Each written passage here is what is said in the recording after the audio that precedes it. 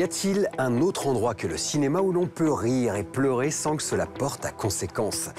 Il y a bien le théâtre, c'est vrai, mais le cinéma, c'est l'art populaire par excellence. Et ce ne sont pas les résultats du box-office français qui me feront mentir. 2017 aura connu la 3e fréquentation la plus importante depuis 50 ans, avec, tenez-vous bien, près de 209 millions d'entrées payantes. J'ai pas besoin de vous recommander d'aller au cinéma. Vous y allez déjà. Bienvenue dans Buzz. À l'affiche du Buzz, Steve Carell, Bryan Cranston, Laurence Fishburne et les fantômes de l'Irak. Ethan Hawke et 24 heures pour vivre. Diane Kruger, le deuil et la vengeance. Et Chris Pratt et les dinosaures. Les étoiles sont comme des milliers de points d'épingle dans le ciel. Venez.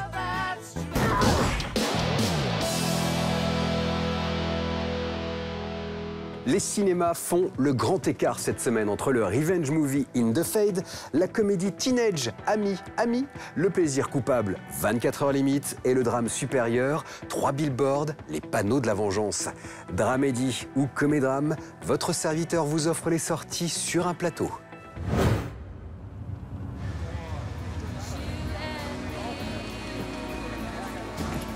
La rue est fermée, circulez s'il vous plaît. Le bureau de mon mari est juste là. Adressez-vous à mes collègues, appelez ce numéro. Qu'est-ce qui s'est passé?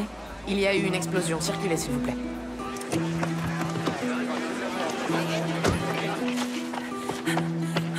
Arrêtez-vous! Madame, arrêtez-vous! La rue est fermée! Je veux voir ma famille! Un attentat par des terroristes néo-nazis et la vie d'une Allemande est dévastée. Après le deuil, viendra le temps de la vengeance. Diane Kruger campe cette héroïne tragique dans cette variation autour de l'autodéfense. In the Fade lui doit beaucoup, et notamment les nuances absentes du scénario.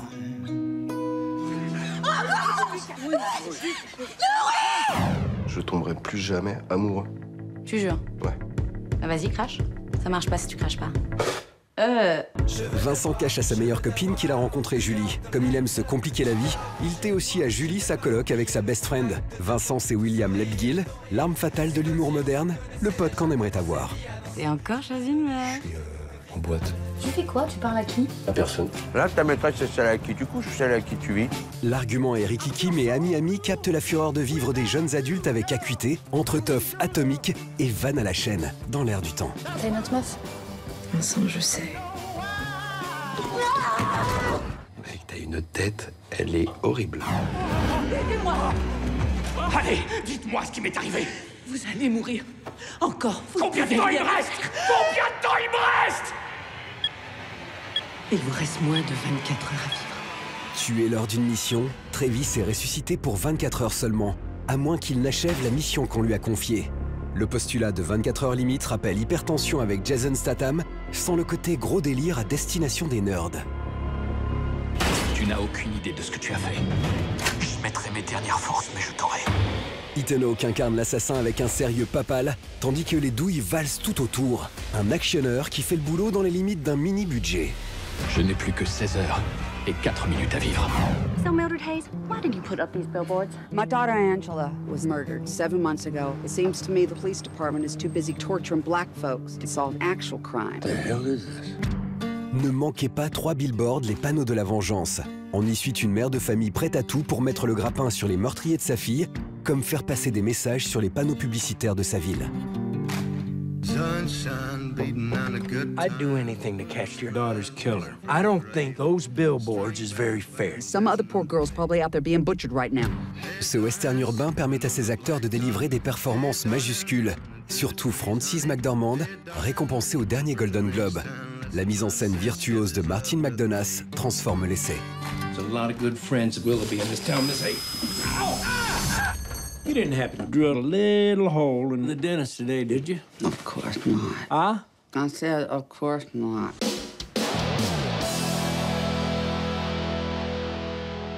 Le sujet de Last Flag Flying est très américain.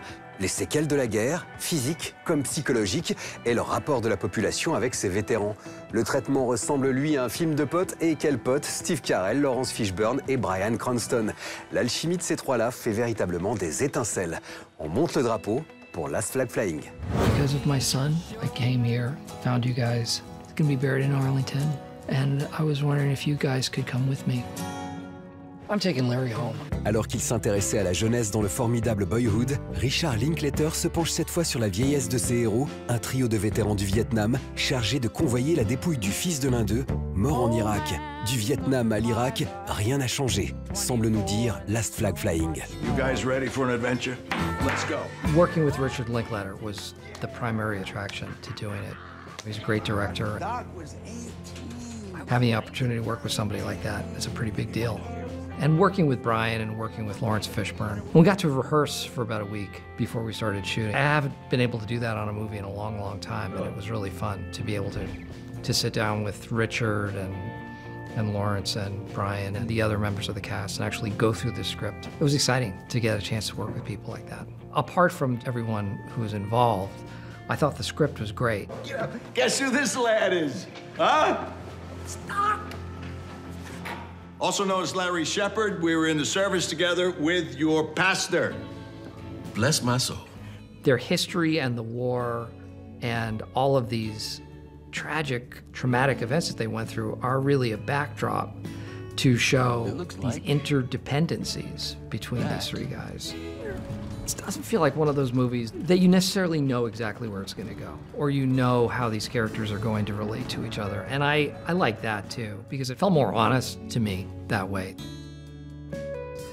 I mean, there's a lot of conflict between these three guys, and there's a lot of personality traits that don't necessarily sync up. I don't want the humor of the movie to be lost either, because there's a lot of really funny stuff in this movie. It's not a comedy. I like to pursue the ladies, if you know what I mean.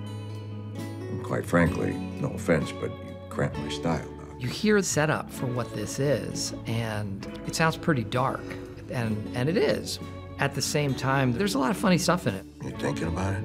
Even in the turmoil between the three characters, there's a definite built-in affection that you can't deny, and I think that goes a long way. Steve Carell, Bryan Cranston, Lawrence Fishburne, un brelan d'as pour un film qui n'abat ses cartes qu'en cours de route. Le temps qui passe est la grande affaire de Richard Linklater, qui signe avec Last Flag Flying un road movie attachant. You're there for your brothers. Yeah, that's all that really matters.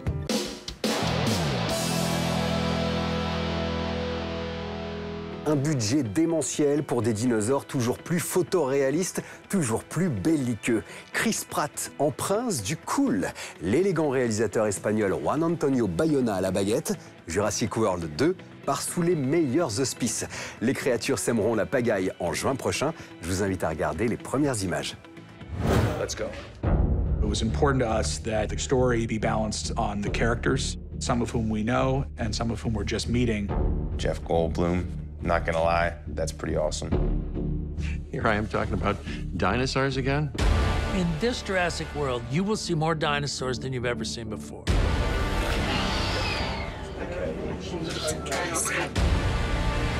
On this movie, we are dealing with real animatronic dinosaurs. It looks like a real dinosaur. I couldn't help but freak out the entire time. The challenge of making a sequel is finding the right balance between what people are expecting and what people will be surprised by. Run! Run!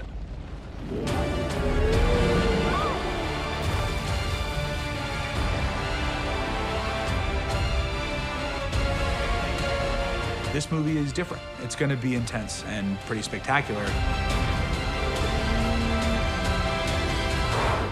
This is gonna be awesome.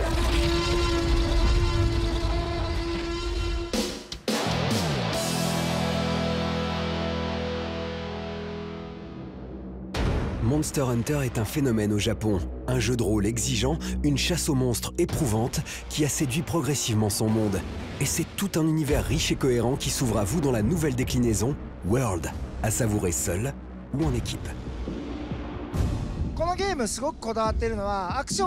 Ce jeu est avant tout centré sur l'action. C'est donc uniquement votre façon de jouer qui va conditionner la victoire ou la défaite. C'est à travers ces défaites que le joueur va apprendre de ses erreurs et pourra s'adapter. Il se dira, comme ça n'a pas marché, je vais plutôt essayer ça.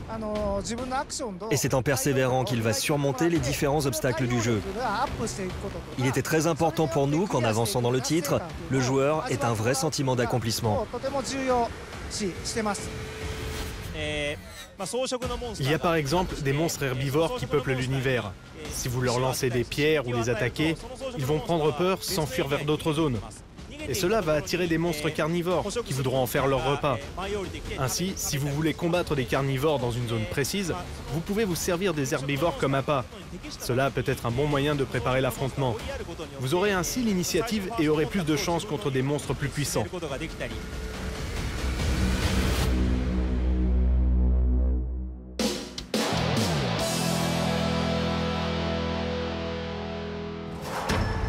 Le jeu vidéo s'est longtemps inspiré des comics. Aujourd'hui, c'est au tour de la BD de réadapter les titres vidéoludiques. Cercle vertueux qu'illustre bien le label Urban Games chez Urban Comics. Ça demande en fait qu'il y ait un background, qu'il y ait ce qu'on appelle aujourd'hui un lore, qui est vraiment une histoire, un univers à développer. C'est le cas notamment de Injustice, où on a tous ces héros de l'univers d'ici qui se mettent sur la figure pour rester polis, mais qui ont derrière eux plus de 70-80 années en fait d'existence. C'est la même chose pour Witcher, c'est ce qui rend cette adaptation hyper passionnante. C'est-à-dire qu'on est dans l'univers développé dans les romans, également dans le jeu vidéo, le troisième et magnifique dernier opus. Un projet comme adapter l'univers de Street Fighter en comics, ou du moins en histoire cohérente, il a fallu pour les scénaristes et les dessinateurs de Whodon combler certains trous. Mais ça a toujours été quelque chose qui a été validé par Capcom. Pour autant, les bandes dessinées ne sont pas forcément canon, c'est une interprétation possible et surtout c'est une manière de raconter une histoire cohérente. C'est vraiment l'idée, mais quand même de prolonger aussi l'expérience de jeu. Le cercle vertueux est donc celui-ci, lire, voir, jouer pour relire, revoir et rejouer. L'entertainment bien compris dans toute sa richesse. Avant de se quitter, on fait le point sur la photo finish. Vous l'avez vu plus tôt, les dinosaures de Jurassic World 2 envahiront prochainement la planète cinéma. Des bestioles créées pour la plupart en images de synthèse. L'ordinateur et le cinéma, c'est une longue histoire. En 1982, l'univers virtuel de Tron est en avance sur son temps. Tellement en avance en fait que le film est un échec commercial. Suivront le pseudopode de Abyss en 89 et 2 ans plus tard, le T-1000 en métal liquide de Terminator 2, les deux du visionnaire James Cameron. Mais la toute première trace d'une image numérique dans un film, on la trouve bien plus tôt, en 1973, dans Westworld, Monde Ouest en français, de Michael Crichton, l'auteur d'un certain roman ayant pour titre Jurassic Park. Quant à Jurassic Park, le film de Spielberg, c'est le premier en 1993 à présenter des créatures vivantes réalistes intégralement réalisées sur ordinateur. La boucle est bouclée. Clap de fin sur le buzz. Merci à vous de l'avoir suivi. On se retrouve la semaine prochaine si le cœur vous en dit. Et d'ici là, faites-vous une toile.